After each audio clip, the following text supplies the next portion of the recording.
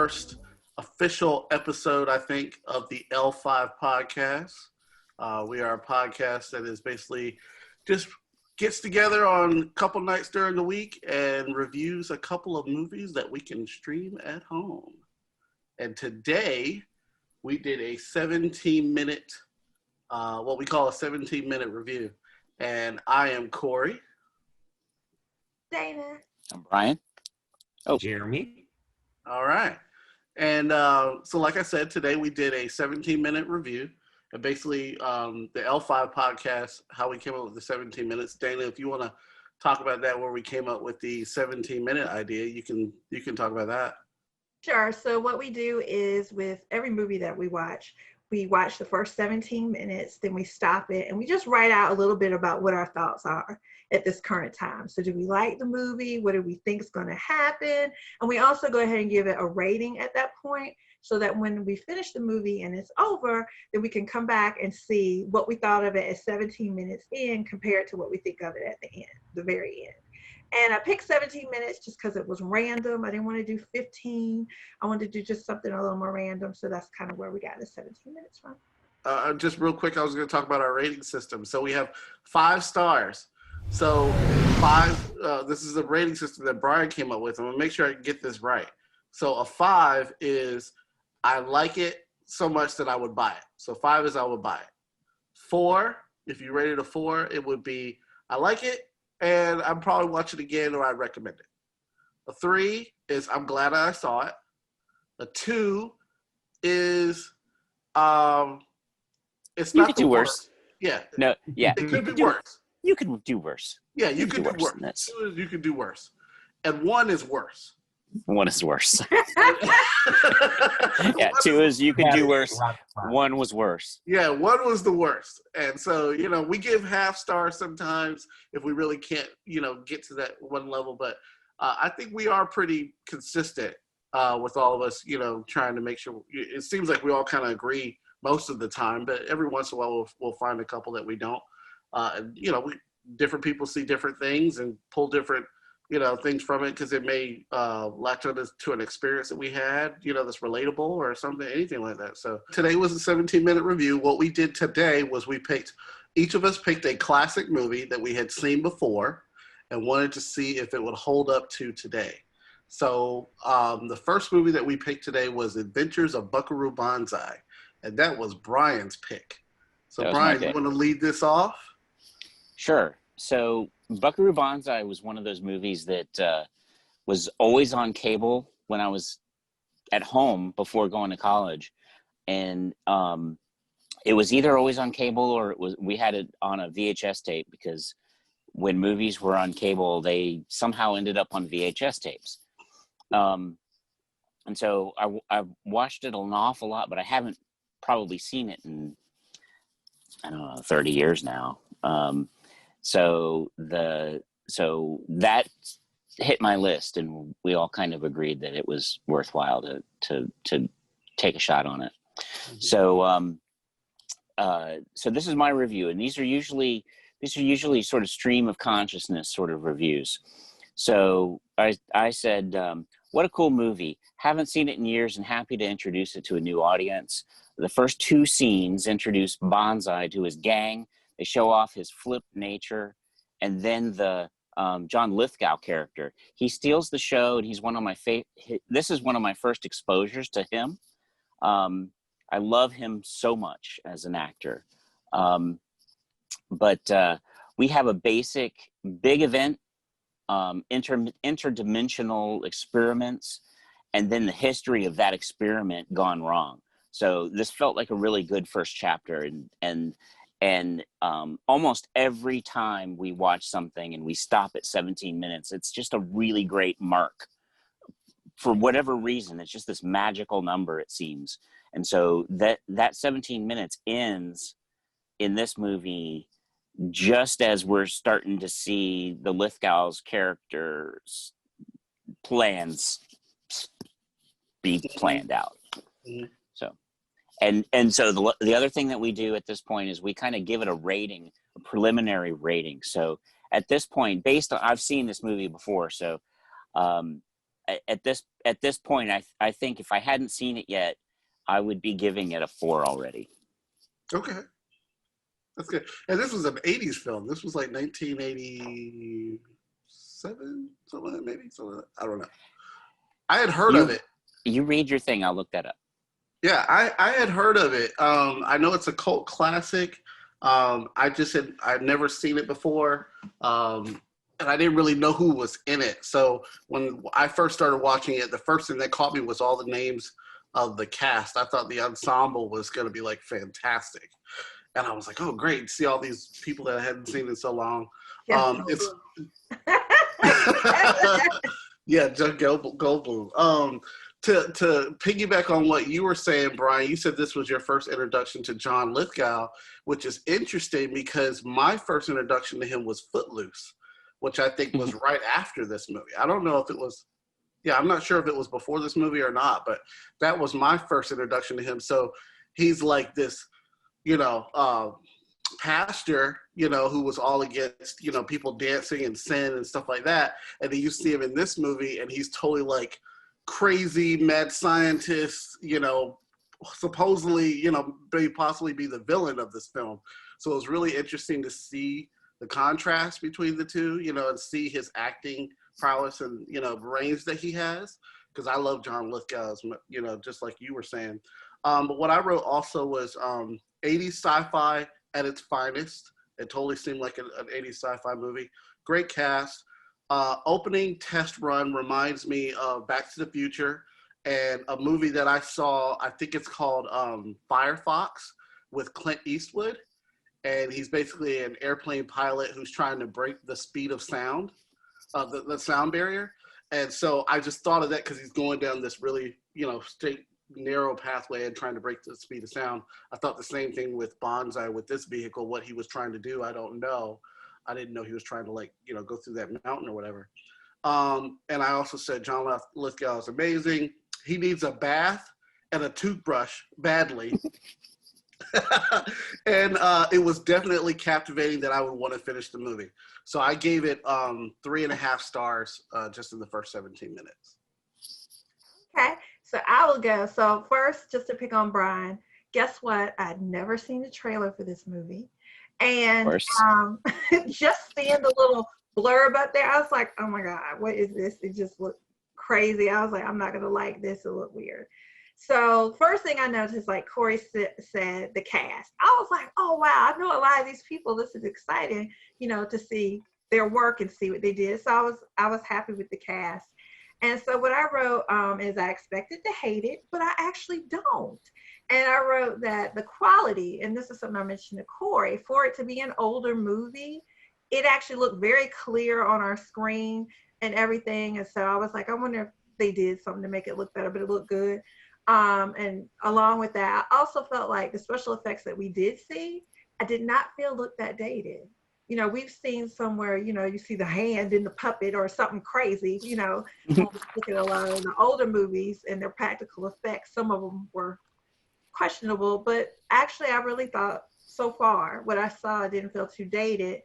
And the other thing I said is, and they did this in another movie, that movie that had, I want to say Matt Damon and the guy from The Machinist or whatever it was, what is his name? I can't think. So they were racing cars too. But I wrote, if you want to go faster, I imagine driving on the cement is better than dirt and bushes. I don't know what it is about when people want to go faster, they drive off course into the desert or whatever. So I was just like, I just thought it was kind of weird, but they do it all the time. And so I actually rated this so far 3. I wrote, I'd watch this. The movie you're referring to is Ford v Ferrari. Yes, thank you. Yeah. Yes. So, which Ford versus Ferrari, one of my favorites. Shout out to Corey for that. I like this movie, man. I was like, this action is chaotic. It's out of control. I like it. In an odd way. It was very odd for me to figure out what was going on, but I like that. I think it can be good and chaotic at the same time. I don't think they have to be opposite. The storytelling rules were thrown out the window in terms of Like a lot of the movies we see is very linear, and this was just crumble it up, throw it out. And so I do like that unconventional storytelling. I put that was like one of my notes. I put like the strike mark through it because I felt like that was just kind of like we're just gonna kind of go. It went just like Dana said. It just went off track, and I was like, Lord have mercy. Where are we going? He running through mountains, going through this, but I liked it, and that captivated me, and so I gave it a 3.5. It was pretty dope. I would love to Oh watch. wow. I've never seen it, but I would like to. It kept my attention, and in the first 17 minutes, I was enthralled with the kind of wackiness from it. So Yeah. 3.5. It felt a really fast 17 minutes. I mean, it was, and like I said, it's a cult classic. I read the book Ready Player One, which I really loved, and they reference it in that movie, and then the book and the film. And I had heard other people talk about it as like an 80s cult classic. I was like, I don't know what this movie is. And I think it also has another part to the title also, doesn't it? It's like into the 8th century or dimension or something like that. Yeah, the full title is The Adventures of Buckaroo Banzai Across the Eighth Dimension. It's from 1984. Peter Weller, John Lithgow, Ellen Barkin, so she and Jeff Goldblum. Yeah. And Christopher Lloyd. Yeah. And there's a handful of other folks that you probably recognize too, but Carl Lumbly is in it too, and Vincent. I'm going to pronounce this wrong. Vincent Schiavelli. He's a character actor you'll recognize immediately later in the film. But yeah. I'll definitely watch that again. I think we're all on the same page so far. I know, like, is this a first? Yeah. We ain't done yet, though. We're not. So right, the only other thing I want to say about John Lithgow is we chat during this movie too, and we try to crack each other up a little bit. And one of the things about his character in this just always reminded me of the Heat Miser from the Rudolph the Red-Nosed Reindeer TV specials. I just love that. Love this character. That's a good point. I didn't pick that up, but you're absolutely right. Yeah. Yeah, I can see that now. All right, so we want to keep moving it on. So the next movie that we watched was Stay Tuned with John Ritter and I can't remember his wife's Pam name. Dauber. Pam Dauber. Okay. Again, 1980s. I picked this film. It was a movie that I saw on, I think it was TBS back in the day, over and over and over again.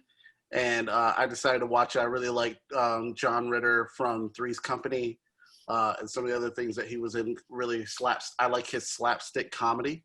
And so I watched this film, and it really latched on to me when I watched it when I was younger because it was all about TV. And I was a couch potato. I'm someone who watches TV all the time, all kinds of TV. Got it from my mom. My mom watches TV all the time, blah, blah, blah.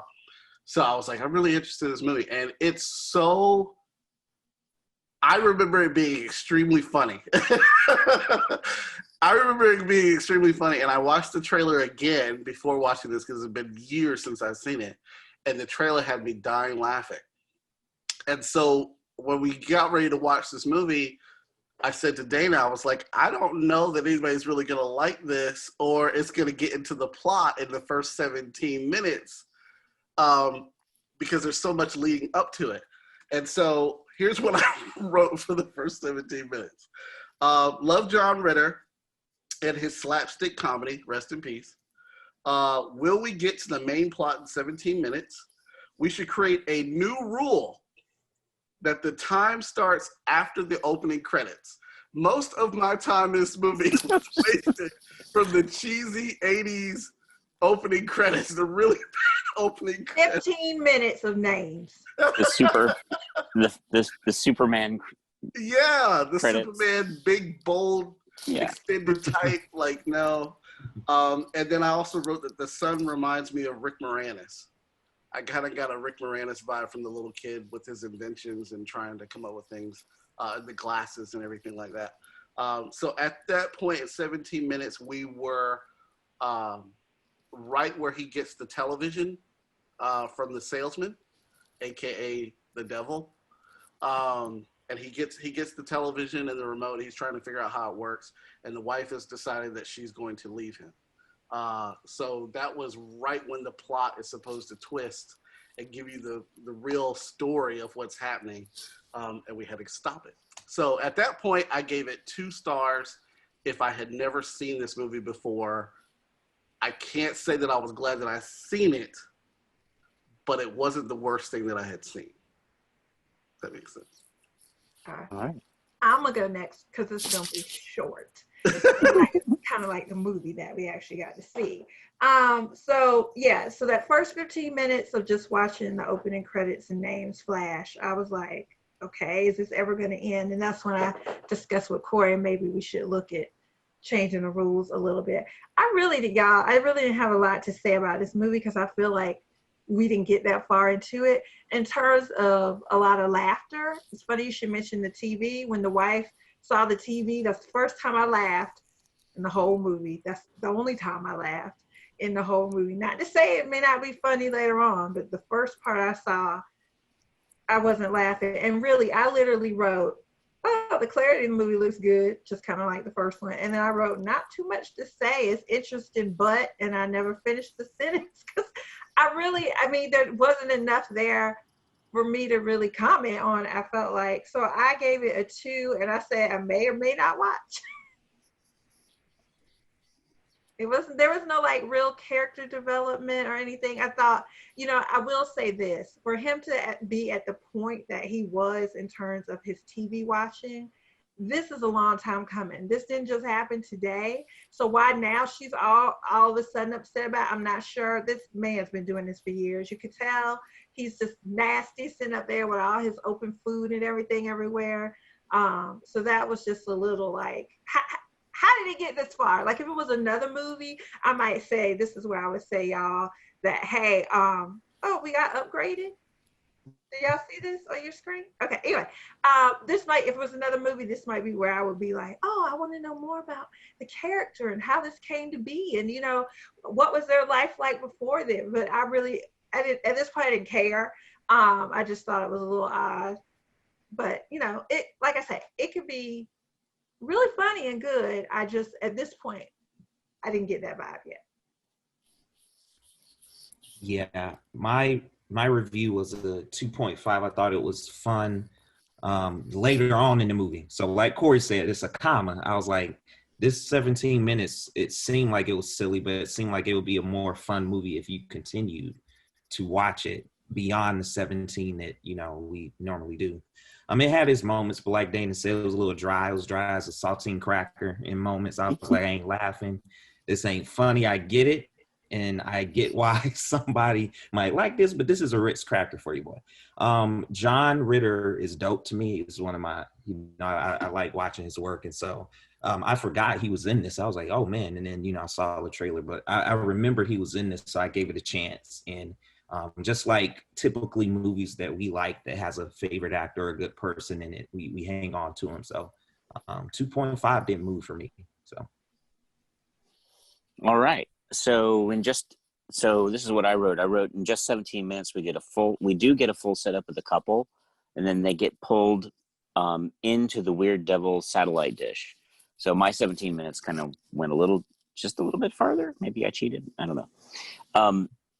But as bad as I was expecting this to be, even though Ritter, or it wasn't as bad as I was expecting this to be, even though Ritter didn't have a whole lot to do yet, his acting and his expressions I thought were really good. There wasn't a whole lot. That's just based on the scene, him interacting with his wife and sort of looking around the side, those kinds of things. I mean, that's what he does really well, is those really subtle things. He's not always over the top like some comedic actors are. But he can go there, of course. And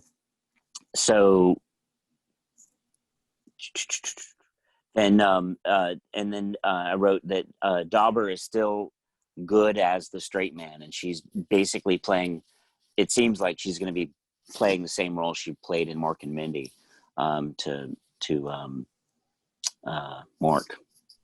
Robin Williams. But I gave it a 3. I was kind of getting a little bit more into this than I expected, so I was kind of pleasantly surprised. I will say I noticed that the movies we were watching, the first two, I don't know if the first one was PG-13 or PG or just PG, but I did feel like watching the husband and wife in this movie, she should have cursed. Like, I felt like she's breaking the TV and doing it, and that one curse word. I can't remember exactly what she said, but I was like, come on, before I'm gonna, bust your TV out, there's gonna be a curse word. Oh yeah, She's thrown in there. So I did think that was funny. Yeah. So this movie was 1992, and it's PG. So Okay. So it's a little bit later than we thought it was. And then the other actor who's in this that made his appearance in the first 17 minutes is Jeffrey Jones. So we know him from Ferris Bueller's Day Off and Beetlejuice and so many other films. So this is kind of an interesting movie that just doesn't get a whole lot of talk. Yeah. So I think I'll go back and watch the rest of it. It's got like 4.5 stars on Amazon, I believe, and then 6.3 in IMDb. So would is there anyone who would not continue to watch this film? I would say I wouldn't, like, I'm not going to go out of my way to do it. Like, if I was sitting there already and tied down to the chair, you cut it on. I would not, I'm joking. But if I was sitting there already and you played it, I'd watch it while I was looking at my phone. Okay. Okay. Fair enough. Jeremy, would you continue watching it? I would. I would. I'm thinking, like, would I be like Dane and just kind of skim this phone, or would I actually pay attention? And like I said, it had some fun moments that I think it seemed like it got better later. So because of that, and I peeped that early, I would watch it. But if I didn't catch those, I would no. But I caught a couple things that made it, like the satellite, the TV, the funny. So I was like, okay, it might be cool. I will say this: one thing that I thought about watching this movie, of course, that I didn't think about when I saw it the first time or the first couple of times, was that now I see a similarity between the TV addiction and our phone addiction nowadays. Like, I could see where the whole phone addiction could cause disruptions in marriages, just like the TV would have caused a disruption in their marriage. It was like, you're never there, you're always tuned out, blah, blah, blah. So I was looking at that thinking of our phones versus TV nowadays. Yeah, I could see that. There'll be a remake soon. They could remake it totally and have somebody get sucked into the phone. That would be awesome. Yeah, I have a feeling, I have a feeling that it's going to rely a lot on sight gags. So one of the things that I was writing down also in the chat was about how the magical devil TV is kind of pulling in the internet from the 2020, or YouTube channels from the 2020.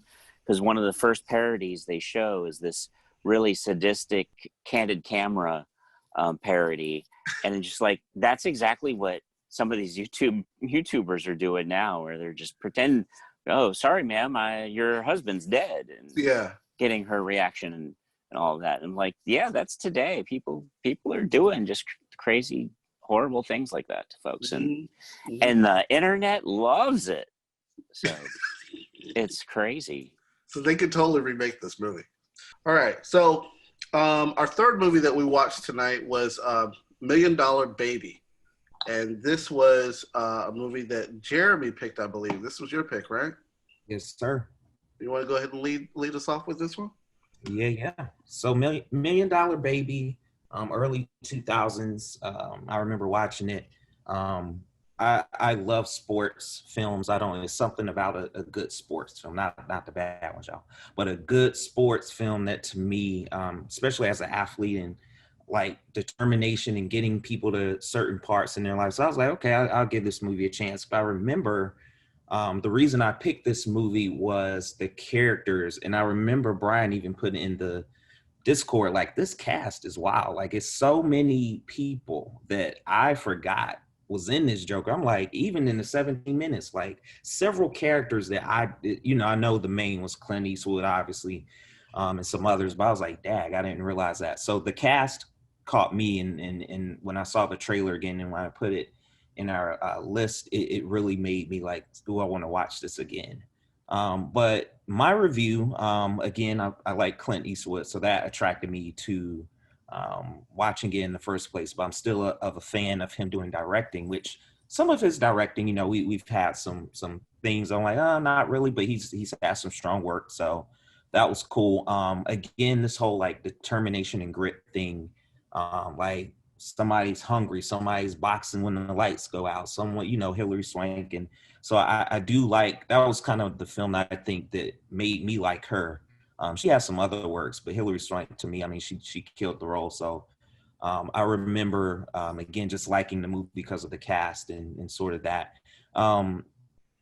Morgan Freeman, I mean, there's Morgan Freeman sayings, he's tuck that chin, doing all these sort of things. They're just kind of like old man, but he can knock your tail out in one haymaker if he need to. And I just like that. I mean, I like the old school kind of mentoring a mentee that's young and all that. And you get like the church scene in this 17 minutes, you get the, which I remember too, you get the kind of dichotomy between all of the characters, Clint Eastwood, Morgan, and Hillary, but you don't get a lot. So, I mean, it was between a 3.5 and a 4 for me because I feel like it gets stronger later on. But I mean, I was kind of pleased with what I got. So I put a 4 here, but 3.5, 4, I'm gonna stick with the 4. Okay, I'll go next. Okay. Well, I hate that I'm going next because I actually feel very awful going after you, Jeremy, because I feel like you said some really great things. But before I go in this, no, I've never seen this movie. I haven't seen a trailer for it. I know there was an award given out for it, or awards maybe given out for big deal awards given out for it. I knew there was boxing, and Corey had told me it was sad. Okay, so all of that combined, it's not, I don't do the sad thing if I can help it.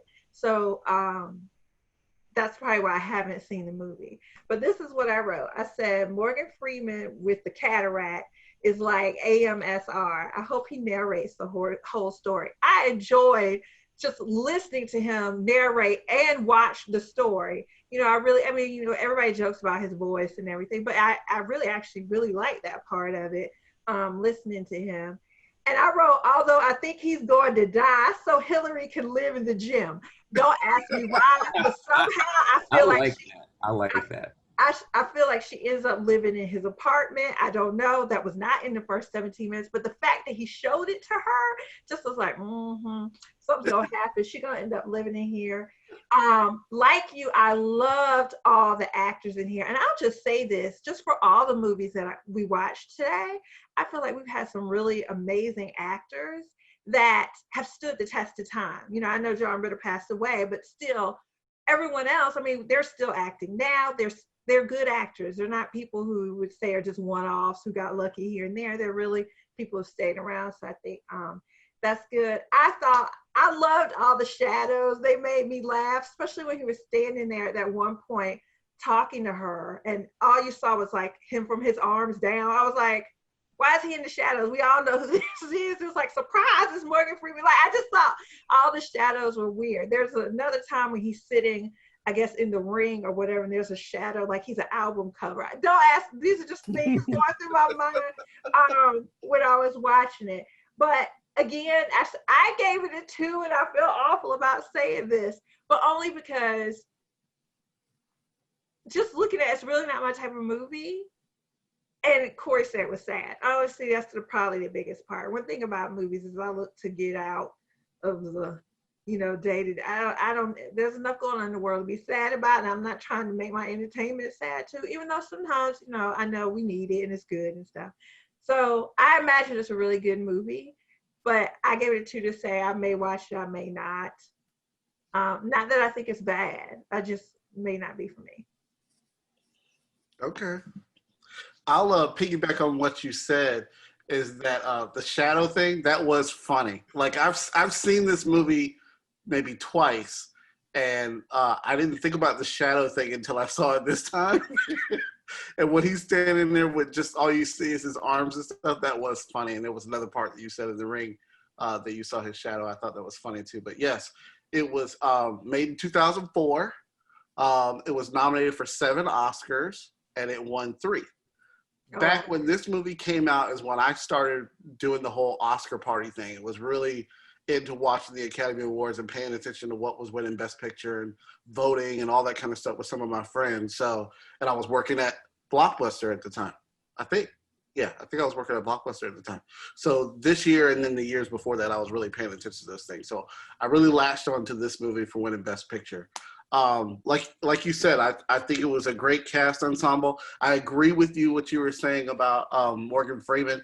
Morgan Freeman can talk about the dirt growing in the grass, and it will be the most beautiful thing that you've ever heard of in your entire life. Like I joke, I joke sometimes. And I'm like, I'm Morgan Freeman. I'm here to talk to you about slavery. Blah blah. Blah. Like I'll say something random, in Morgan Freeman's voice, but he has that unique voice that you can tell from anybody. You can pick him out of a crowd. You hear that voice, and you know exactly who it is. And he's definitely one of those people. So I wrote, he can narrate anything and it sounds good. One of the things I really remember about this movie was the score. It's very subtle. It's strictly piano. It's very light, but it sets the mood for all the scenes that you hear it in. So I really like the score. I remember this movie in parts, not the entire thing. Clint Eastwood always looks really angry. He always looks like grumpy old man, like get off my lawn in every movie that I've seen him play. Even when he was playing, I just recently watched, what was the Dirty Harry? And he still looks like the angry, dude, like get off my lawn type of thing with a gun. And so I was like, that bothers me, but it's fine. That's Clint Eastwood. That's what he does. I forgot that he directed this movie, and I really like his directing. So back what you were saying, Jeremy, I think he does really good as far as directing goes.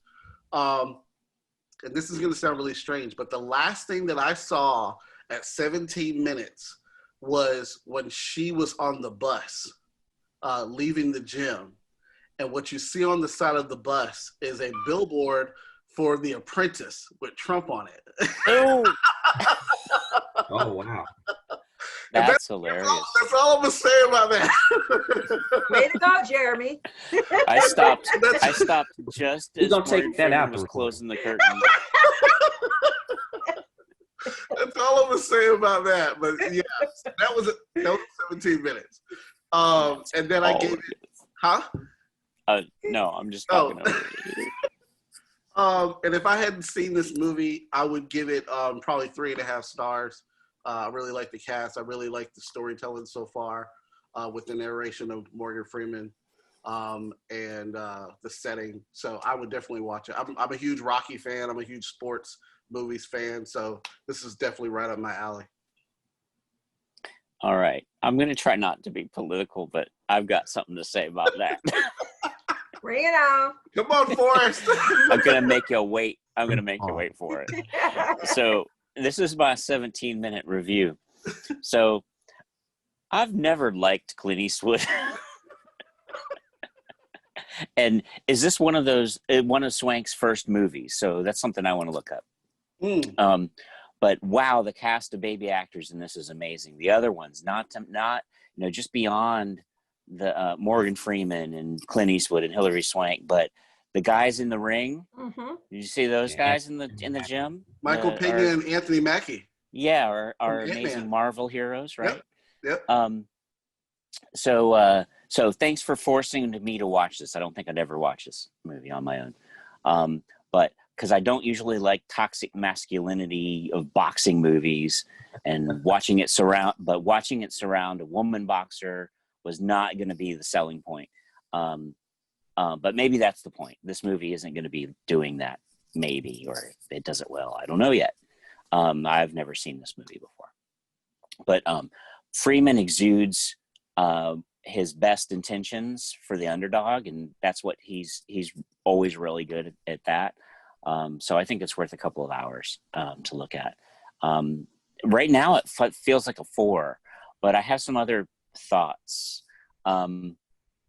So thinking about the way that Clint Eastwood's character was in this, he really feels like he's playing this like a cartoony, in a weird cartoony way, like not the normal, really straight and gruff characters that I'm used to him being, or the way that I think he portrays his characters, because I'm not a Eastwood fan, so I don't see a whole lot of his movies. But it was a little bit more goofy, and I think that what I have seen more of his movies when I was a kid were his more goofy roles, like Every Which Way You Can and Anything But Loose, and that kind of stuff. And there was another weird cowboy one. I don't remember what it was. But it wasn't like the Western cowboy. It was like a rodeo thing. Not like The Good, the Bad, and the Ugly. No. Yeah. Not any of the ones that he's really known for, right? Yeah. But I said this looked like a 4. And so in the trailer, there's this shot, and I had this thought, and I'm glad it was in the first 17 minutes because now I can say it. But there's a shot in this movie where he's on the ground just talking to his bed. And so this thing that Clint Eastwood does, talking to furniture, I remember he was on stage one time just talking to a chair, just made an absolute fool of himself. And he's doing that again in this movie anyway. I'm praying? What are you talking about? He was praying. He was talking to his bed. Who was he talking to? Was he talking to Alexa? No. Hey, Alexa, give me this. No. He wasn't. Oh my goodness, no. God who? The Rice Krispie treats? The Rice Krispies? The Holy Trinity? What is that? That was the other thing. Well, see, I like that because I think that's real, right? Like, people act like you can't have questions about things and still have faith and still believe in things. And so I actually like that with him. Yes, he prays, he feels that that's the right thing to do or whatever, but he was still asking his questions. It doesn't mean he doesn't believe, Right. You don't have to have blind faith, whatever. Like, you can still have questions about little things. So I actually thought that the little conversation with the priest was kind of interesting to me. I thought it was a little funny, even with the cursing, because at the end of the day, they're people just like everybody else, right? Mm-hmm. And so I actually thought that was kind of funny, but I can see how you'd be like, well, wait a minute, how are you going to say this, but then turn around and do that? All right, so the last movie that we watched was Dana's pick, and it was The Devil's Advocate. Yes, so it was the best movie of the bunch. Go ahead and admit it. I know. No, but so this is my turn to talk about how y'all all probably felt with your movies. Like, they're only getting 17 minutes of it. It's not getting to the juicy good stuff that'll make people want to keep watching. So I didn't really write down any notes for it because obviously I've seen the whole movie and it's one that I like. But that court scene and how it played out was just really, in today's age with everything that's going on now, and how he was treating the young lady, I was just like, back then everybody would be like, oh, well, she's like a little dirty girl. She probably did, but now people will be like, well, that has nothing to do with this case. I don't care if she's a hooker on the street. You still molested her or whatever. That has nothing, one doesn't have anything to do with the other. And so I just thought that was like really interesting watching it. I also thought it was funny that, of course, the movie I just haven't picked is rated R because there's something about rated R. I always end up liking those movies. But I will say, and this is just kind of getting ahead, I don't know what it is about this movie, but I have always liked how this movie played out. So I hope if you've never seen it, that you do watch it because it really is a good movie. Again, I felt like I had a great cast in it. Al Pacino was in it, if you don't know. I know we hadn't gotten to that part yet. But no, I mean, I didn't write a lot because I love the movie. I love the cast. I love how it's told, so I love the I do find it interesting how there's two major players in this, Keanu Reeves and Al Pacino. We don't see the second player in the first 17 minutes. Usually the two main actors are established in that first, act, you Yeah. know? So I do find that interesting we didn't see him. Because I forgot that he was in the movie until you said that. Honestly, I forgot. So I found it interesting how the I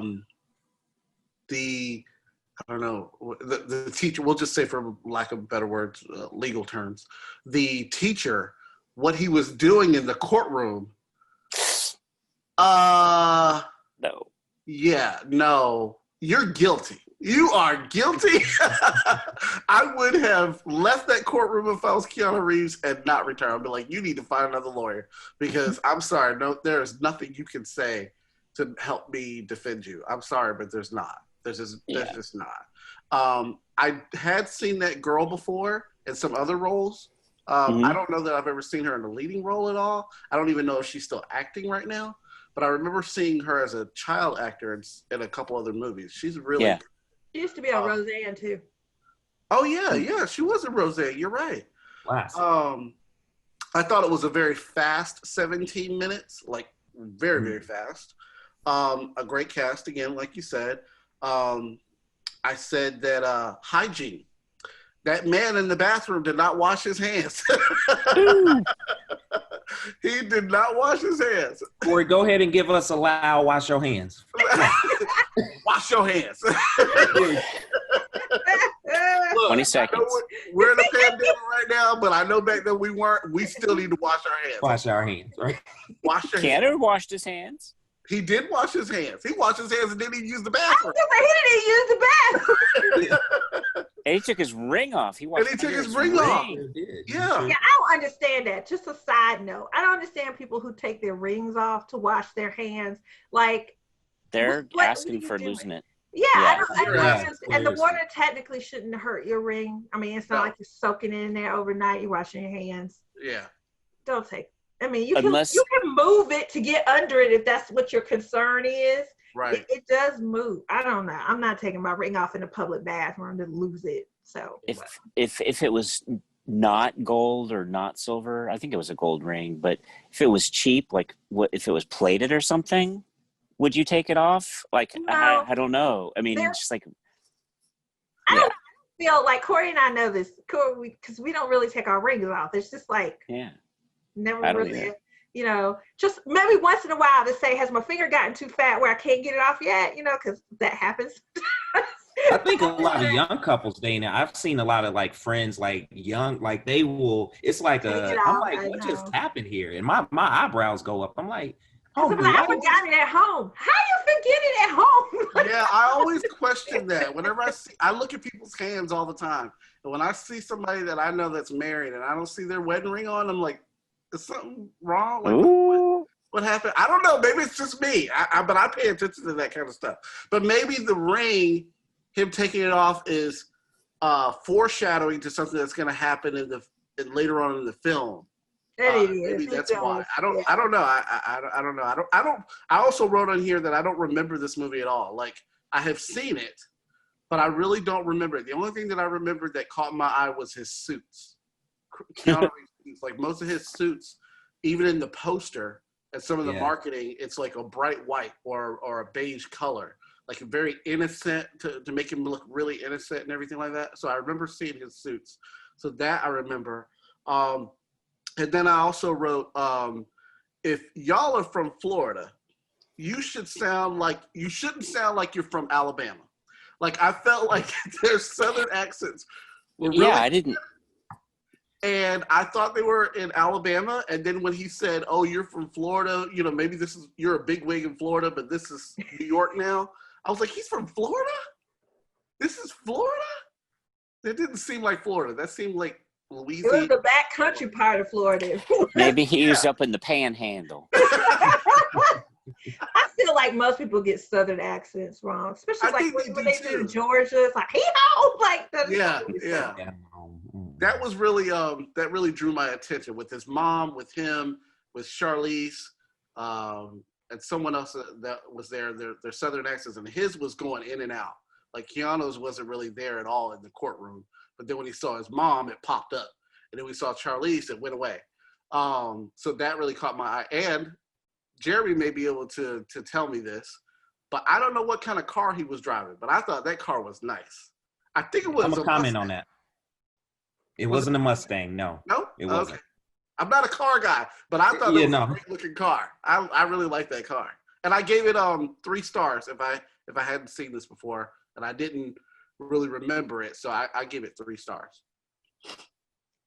Yeah, I'll also give it a 3. And to transition to what Corey was saying, it is a 1967 Camaro, so it is a Chevy Camaro. Look at you with the year.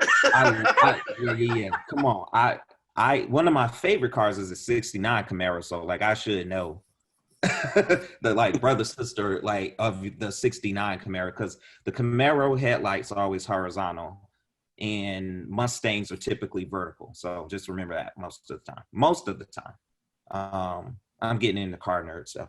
Anyway, 67 Camaro. Corey said he liked the car. I like the pull out too. He pulled in. He did his. I was like, okay, like you ain't got to stunt. Like you stunting, Kiana. His suits were too big, so I like when these actors had these Steve Harvey looking. Oh Lord. Like, I mean, I get the year. I know when it was produced, obviously we all watched it, but I'm like, man, like I want to get a taper and just get some tailor gang. And I'm like, let's tailor his suit up. But anyway, when Corey mentioned the suit thing, I remember I put like big suit and I was like, what is that? So now I remember. The character development and character investment, I want to know more about some of the other characters, the supporting characters. I mean, I get it's 17 minutes, so I understand it. Later in the film we'll get more of that, but I wanted more. I was like, I especially in the court scene, especially with some of those actors that weren't talking as much. So I gave it a smooth 3. It was cool. It was nothing bad. I would watch it on a weekend, or if I'm flipping through movies that we've documented and I want to watch it, I would definitely put this on the list. And I don't know, it was between like a 3.5 for me, because it wasn't anything bad, but the character development piece kind of was like, I get Kiana and I get some of the other. I didn't realize she was in Roseanne because I used to watch that show all the time. So now I'm gonna be like, Dag, how did I not catch that? Because I used to watch that. But anyway, 3. I've got a 3.5. I have never seen this film either. And the thing about Keanu's suits that I was noticing was that he's so skinny in this. And maybe that's why they went big on the suits, just to kind of make him look a little bit bigger than he was at the time. But what I wrote was that I am not a big Pacino fan, but it's funny to see baby Keanu and Charlize in this. But in the first 17 minutes, Reeves has his mouth literally on Charlize's butt and her ears, and almost chokes down her earrings, and that's just yeah, that's just no. Now, how you get that earring out? Like, the earring should have a back on it. If it was real, it would have been a screw back of everything. You put in your that's just nasty. No, don't pluck my earring out. And so this character has this weird innate gift to read people that he puts in the juries. And he's got this smooth but vile way of showing that child's sketch to the jury before he submits his last-minute evidence. So this is just really super smarmy. And, this character is known for winning all of his cases, and apparently he wins this one too. But he's going to go to hell for that. Getting that teacher off. He's going to hell. He's going straight to hell. And, of course, that's where this movie goes, right? Yeah. So no turn of phrase intended there, but the child, we need to look her up and see where she is now. So I wrote that down too. Like, I remember her from just about everything. She was in everything. Princess Diaries. She was. I remember that. Okay. Yeah. I didn't watch that either. Oh, that's a good movie. But anyway, yeah. I want to know her name. I have to look up her name and then see where she is. But anyway. But hoping she's okay now. That's what I wrote. But yeah, and then I left it at 3.5. I'd watch it. I'd watch all these movies all the way through. I would too. I think we had a good selection this week. Yeah. So if anybody else doesn't have any other notes, I will say that we hope that you enjoyed this first episode of the L-5 podcast. We try to do this, like I said, twice a week.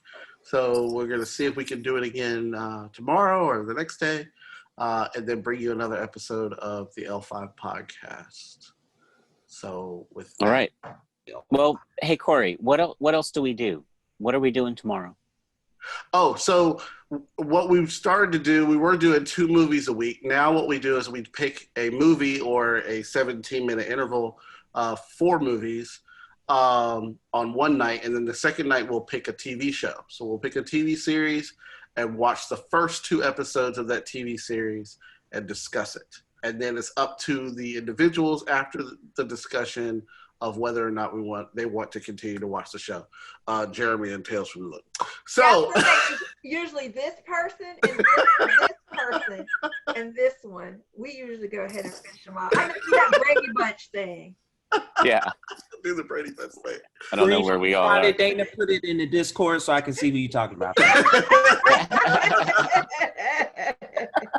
Yeah, we also talk about it in Discord when we're watching our films and TV series. So I don't know what we're watching tomorrow. Has anybody decided? Did we vote? Has anybody looked at the spreadsheet and counted up the votes or anything? Well, let's make it a surprise for this video, and then we'll just take that offline. But Okay. But anyway, this is I think this is really fun, and one of the things that we end up doing is talking about the movies, and then we just talk about just about anything, and it just goes all over the place. So yeah. That's what I really like about all of this. This is fantastic. I agree. And we've been doing this for a while. We've been doing this for 2 years now, I think. We have. So we first started doing this in the theaters and just experimenting with those movie club things where you pay a flat fee. You get to go to just about as many movies as you want. And we would just hang out after the film and talk about them in the parking lot. And we found ourselves standing in front of this column that said L5. And so we just sort of, out of a joke, we just seemed like we were having our own podcast in the parking lot. So that's why we call this the L5 podcast. And it's just been just amazing how many things we've been able to see in the last couple of years because of these movie clubs, sort of all you can watch kind of opportunities. It just made it affordable again because the movies have been so extremely expensive. Yep. I hadn't been going to the theater for years. I mean, I missed out on an awful lot. So I've really enjoyed this, and I'm excited about being able to put it out on video, and we'll see how it goes. Yeah, I agree with that. It's good. Typically, our ratings are pretty close. We have give or take sometimes, but I mean, we're pretty on point with the rating game. So, we kind of know what we're talking about too. So, I'm not going to say that. Y'all be talking about me later. I'm not going to say